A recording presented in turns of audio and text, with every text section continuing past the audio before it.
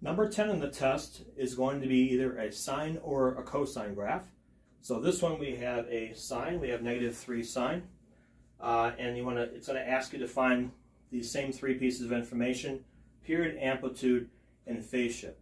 So first you want to make sure you're using the right formulas on these. Now because it is a sine graph, the correct formula for it is 2 pi over b.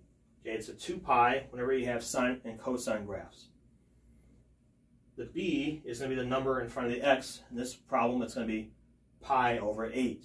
So period is going to be 2 pi over 8. And you're going to have to flip and multiply on this one.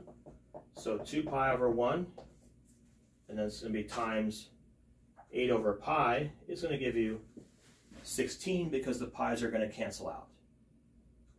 The amplitude is the absolute value of the number in front of the trig function. So this is absolute value of a. That's the formula that you want to use on this one. Absolute value of -3 is going to give you +3.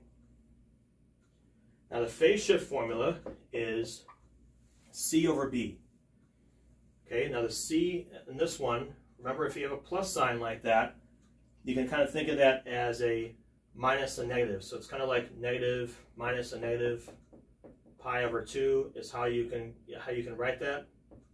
So the way the formula works, it's always the one that comes after the minus sign. So in this case, we have a -pi over 2.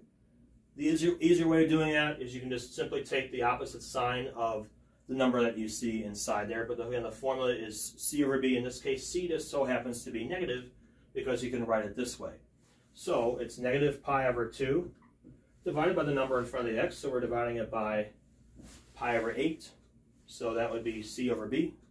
We're going to flip and multiply. -pi over 2 times 8 over pi.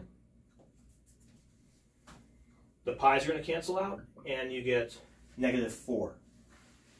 Now with these, when you have sine and cosine, you can find the quarter point. Now even though it's not going to ask you for that, we still want to find it. So I'm going to do my QP is equal to period divided by 4 is how that works.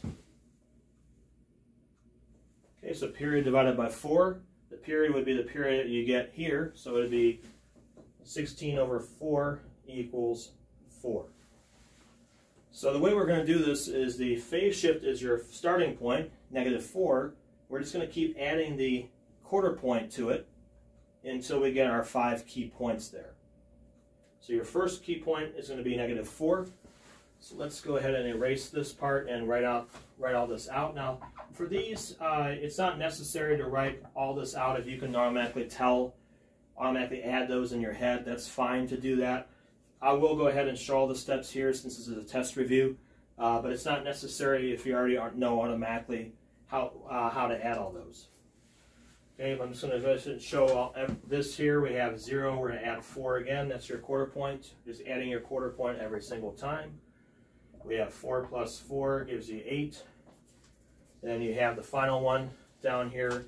It's going to be 8 plus 4 gives you 12. Now your phase shift was -4. Okay, so your phase shift was the first key point on it. And we're going to put all these down here on our graph. -4 start with first.